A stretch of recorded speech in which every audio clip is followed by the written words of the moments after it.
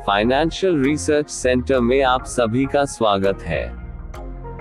Relatively strength index को अक्सर technical analysis में सबसे उपयोगी इंडेक्स में से एक माना जाता है। यह एक मोमेंटम इंडिकेटर है जो हाल की कीमत में बदलाव के परिमाण की गणना करता है। RSI का मूल्य 0 और 100 के बीच चलता है। जब RSI 70 से ऊपर होता है तो बाजार को अधिक खरीद की स्थिति में कहा जाता है। इसी तरह जब RSI 30 से नीचे होता है तो इसे ओवरसोल्ड स्थिति में कहा जाता है। RSI में खरीदी सामान्य नियम बाजार के अधिक होने पर बेचते हैं और जब बाजार में अधिक बिक्री होती है तो खरीदते हैं। यह ट्रेडिंग का एक बहुत ही अनुचित तरीका है। इसका कारण यह है कि एक मजबूत अपर ट्रेंड में बाजार लंबे समय तक ओवरबॉट रह सकता है। इसी तरह एक मजबूत डाउन ट्रेंड में बाजार लंबे समय तक ओवरसोल्ड रह सकता है। इस चार्ट को देखें। इस बिंदु पर हम देखते हैं कि बाजार अधिक खरीदार है। अगर हमने यहां बेचा होता तो हमें नुकसान होता क्योंकि बाजार लंबे समय तक ओवरबॉट रहा। इसलिए यह रणनीति एक ट्रेंडिंग मार्केट में बहुत अच्छी तरह से काम नहीं करती है। इस वीडियो में मैं RSI इंडिकेटर का उपयोग करके 3 अलग अलग स्ट्रैटेजीज को साझा करने जा रहा हूं। लेकिन इससे पहले कि हम शुरू करें, हमारे चैनल को सब्सक्राइब करना सुनिश्चित करें क्योंकि हम आपको उच्च रिटर्न प्राप्त करने में मदद करने के लिए हर हफ्ते नई और प्रभावी स्ट्रैटेजीज साझा करते हैं। इसके साथ ही कहा जा रहा है कि आइए स्ट्रैटेजी में शामिल हो। स्ट्रैटेजी नंबर 1, मूविंग एवरेज के साथ RSI का प्रयोग करें। केवल ओवरसोल्ड स्तरों पर खरीदना और अधिक खरीद स्तरों पर बेचना लाभदायक नहीं हो सकता है, लेकिन हम इसमें और फिल्टर जोड़ सकते हैं और एक अच्छी ट्रेडिंग रणनीति डेवलप कर सकते हैं। उदाहरण के लिए आइए हम एक साधारण 200 पीरियड की मूविंग एवरेज का उपयोग करें। इससे हमें बाजार के रुझान की पहचान करने में मदद मिलेगी। यदि कीमत मूविंग एवरेज से ऊपर है तो इसे अपर ट्रेंड में माना जाएगा। इसी तरह यदि कीमत 200 अवधि मूविंग एवरेज से नीचे है तो इसे डाउन ट्रेंड में माना जाएगा।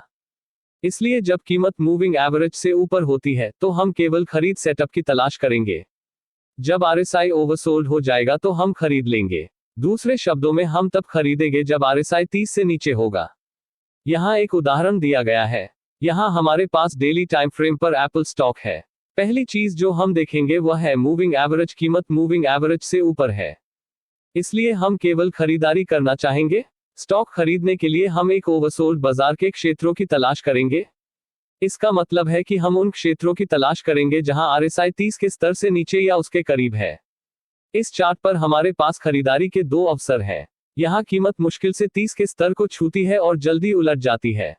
अगर हमने इन पॉइंट पर स्टॉक खरीदा होता तो हमें अच्छा मुनाफा होता। जब भी हम इस तरह के ट्रेडों में प्रवेश करते हैं तो हम अपने स्टॉप लॉस को हाल के स्विंग लो से नीचे रख सकते हैं और अपने लक्ष्य को नियर स्विंग हाई पर रख सकते हैं। आइए अब एक सेल ट्रेड पर एक नजर डालें। यहां हम स्पष्ट रूप से देख सकते हैं कि स्टॉक 200 अवधि के मूविंग एवरेज से नीचे कारोबार कर रहा है।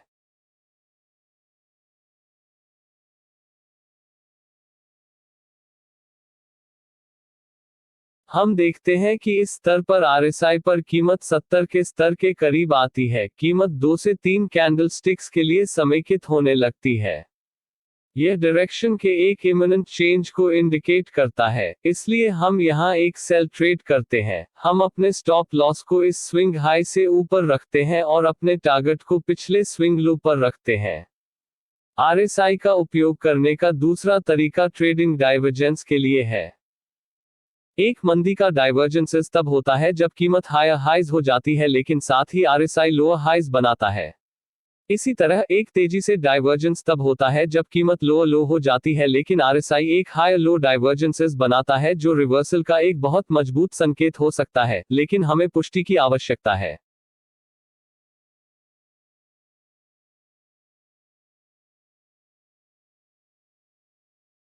कि अकेले डाइवर्जेंसेस बेकार हैं। कई फेक डाइवर्जेंसेस हो सकते हैं। उदाहरण के लिए इस चार्ट में हम स्पष्ट रूप से देख सकते हैं कि कीमत लोअर लो हो गई है लेकिन RSI ने हायर लो बना दिया है। यह एक तेजी का डाइवर्जेंस है। यहाँ कई लोगों ने खरीदारी की होगी लेकिन थोड़ा रुकने के बाद भाव बिकना जारी है। तो हम इन ट्रेडों में फंसने से कैसे बचें? इन नकली डाइवर्जेंस से बचने का रहस्य ट्रेंड लाइन के टूटने की प्रतीक्षा करना है। आइए इस कॉन्सेप्ट को एक उदाहरण से समझते हैं। यहाँ 30 मिनट की समय सीमा पर AMD स्टॉक है। यहाँ हम देख सकते हैं कि कीमत धीरे धीरे हायर हाइज पर पहुंच रही है। दूसरी ओर RSI लोअर हाइज बना रहा है, इसलिए RSI में एक स्पष्ट और दृश्यमान विचलन है। लेकिन हम यहाँ कम नहीं जाएंगे, अभी नहीं। इसके बजाय हम एक शॉर्ट टर्म ट्रेंड लाइन बनाएंगे। हम हाल के स्विंग लो को जोड़कर ऐसा करेंगे। यहाँ बताया गया है कि ट्रेंड लाइन कैसी दिखेगी। शॉर्ट टर्म ट्रेंड लाइन बनाने के बाद हम ट्रेंड लाइन को तोड़ने के लिए कीमत की प्रतीक्षा करेंगे।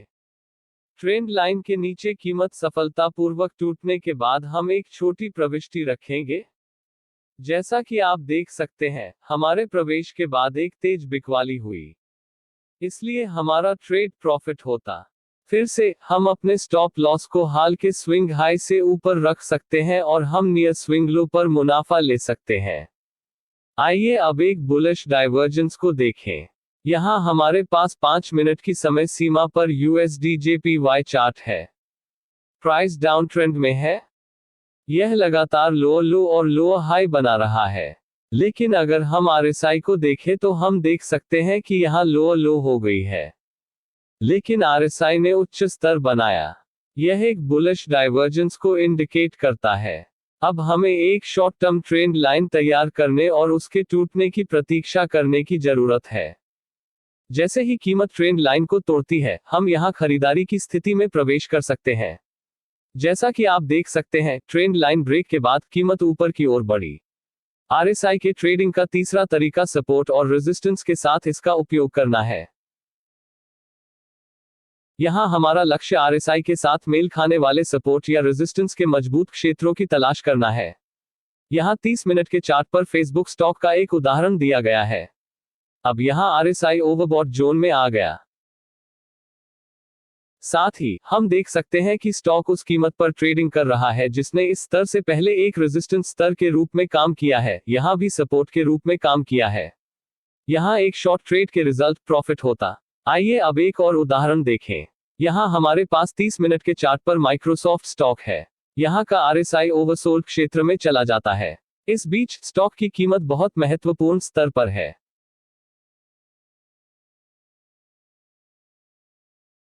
इस क्षेत्र ने पहले एक सपोर्ट लेवल के रूप में कार्य किया है। इसका मतलब है कि RSI पर ओवरबॉट रीडिंग एक मजबूत सपोर्ट लेवल के साथ मेल खाती है। इसलिए सपोर्ट के परीक्षण के बाद कीमत बढ़ने की उच्च संभावना है। और यहाँ वही हुआ। इस वीडियो में साझा की गई रणनीति हर समय काम नहीं करती है। आप ट्रेडों को खोते हुए आएंगे, लेकिन लक्ष्य अंत में लाभदायक रिटर्न हासिल करना है। अगर आपको स्ट्रैटेजीज पसंद है तो इस वीडियो को लाइक और हमारे चैनल को सब्सक्राइब करना न भूलें, क्योंकि हम हर हफ्ते नई रणनीतियां साझा करेंगे। जल्द ही फिर मिलेंगे। धन्यवाद।